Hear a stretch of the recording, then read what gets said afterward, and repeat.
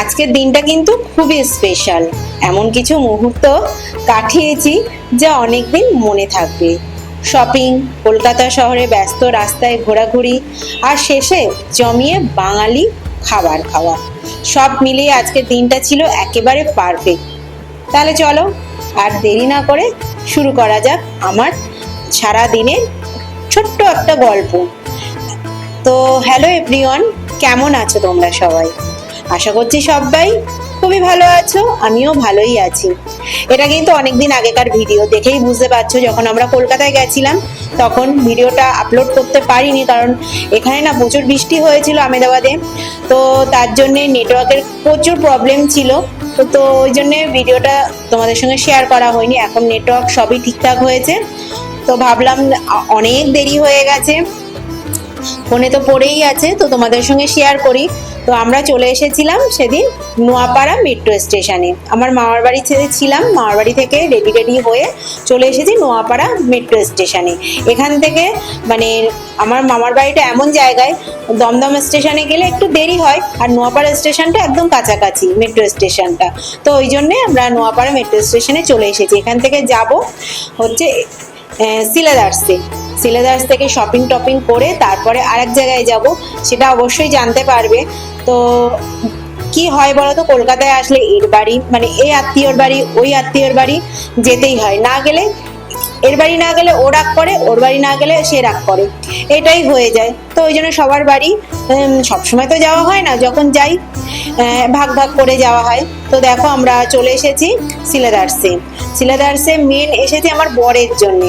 আমার বর হচ্ছে বেল্ট নেবে, তারপরে একটা পার্স নেবে, মানে ওয়ালেট নেবে, তো তার জন্যে চলে এসেছি। তো আমার বর বললো মানে আমার বর তো নেবে জিনিস, তাহলে আমি কেন বাদ যাবো। তাহলে বললাম তাহলে আমিও একটা অন্তত জুতো নিই, একটা অন্তত দাও। কিন্তু আবার বেশি নেওয়ার ইচ্ছা থাকলেও কিছু করার নেই, কারণ এগুলো তো বয়ে নিয়ে যেতে হবে আবার আমেদাবাদে।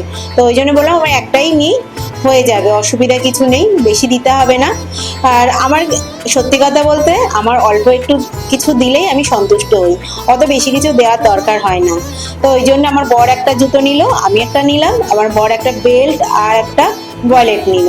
তারপরে ওগুলো সব নিয়ে পেমেন্ট করে আবার চলে এসেছি দেখো এসপ্ল্যানেডে। এখান থেকে মেট্রো ধরে আমরা যাব দমদম মেট্রো স্টেশনে। তো আমি আগে বুঝতে পারিনি, তো আমার দিদি বলেছিল যে আর একটা অন্য জায়গায় গেলে ওখান দিয়ে আমার দিদির বাড়িতে কাছাকাছি। তো কি করব, তখনও ফোন করে অত জিজ্ঞাসা করিনি, পরে বললো। তো যাই হোক মেট্রো ঢুকছে, এই যে দেখো আমাদের টিকিট কেটে নিয়েছি, টিকিট কেটেই তো ঢুকতে হয়। তো এবার এসে প্রচুর মেট্রো চড়া হয়েছে, কারণ পরের ভিডিওতে দেখতে পাবে। ফটোগুলো তো অনেক দিন আগেই আপলোড করে দিয়েছি, কিন্তু ভিডিওগুলো ছাড়তে একটু লেট হয়ে গেল, লেট মানে অনেক লেট, প্রায় 2 মাস হয়ে গেল। 2 মাস পরে আমি ভিডিওগুলো তোমাদের সঙ্গে শেয়ার করছি। তো যাই হোক মেট্রো চলে এসেছে, এবার যাব হচ্ছে আমার দিদির বাড়ি দাদার বাড়ি, মানে আমার পিস্তুত দিদির বাড়ি আর দাদার বাড়ি একই জায়গায় বাড়ি। তো দমদমে মানে আমার মামার বাড়ি দমদমের স্টেশনে ওই দিকটায়, আর আমার দিদির বাড়ি এই 5 নম্বর দিয়ে এই দিক দিয়ে যেতে হয়।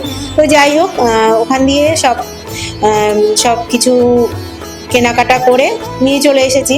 তো যাই হোক চলো, অটোতে উঠেছিলাম ওখান থেকে দমদম স্টেশন থেকে, মানে মেট্রো স্টেশন থেকে এসে অটোতে উঠেছিলাম, সেটার ভিডিও আর করা হয়নি। তারপরে দেখো দিদির বাড়ি বসে গেছি খাওয়া দাওয়া করতে, আমার বর আগে বসে গেছে। অনেক কিছু রান্না বান্না হয়েছে, স্যালাড, 2 রকম ভাজা, মাছের মাথা দিয়ে ডাল, দই কাতলা, তারপরে হচ্ছে মাটন, চাটনি, মিষ্টি সবই ছিল। তো দুপুরবেলা খাওয়া দাওয়া করে গল্প টল্প করে, অনেকদিন পরে দেখা হয়েছে, ফোনে কথা হওয়া আর সামনাসামনি দেখা হওয়া অনেক আলাদাই ব্যাপার। তো যাই হোক তারপরে আমার দাদার বাড়ি চলে এসেছি। এখানে এসে আবার দাদা নিয়ে এসছে চিলি চিকেন আর চাউমিন, আর কোল্ড ড্রিঙ্কস এনেছিল, আইসক্রিম এনেছিল, কত খাবো কলকাতায় আসলে। আর এই যে আত্মীয়র বাড়ি গেলে শুধু খেয়ে খেয়ে পাগল হয়ে যেতে হয়। দেখো ওটা তো খেয়ে উঠতে না উঠতে আবার চলে এসেছিলাম মামার বাড়ি। তো মামার বাড়িতে এসেছিলাম, আবার কালকে আবার এক জায়গায় যাব, মানে পরের দিন যাওয়ার কথা আছে, সেটা অবশ্যই ভিডিওটা দেখতে পাবে। তো যাই হোক মামি বিরিয়ানি বানিয়েছিল, সেটাই এখন খাওয়া দাওয়া হচ্ছে। অনেকেই আছি, এই যে চিকেন বিরিয়ানি, মাটনও এবার খুব খাওয়া হয়েছে, দেখতেই পাচ্ছ। এই যে চলো বিরিয়ানিটা খাওয়া দাওয়া করে নিই, আর ভিডিওটা কেমন লাগলো আমাকে অবশ্যই কমেন্ট করে জানিও। তো চলো টাটা।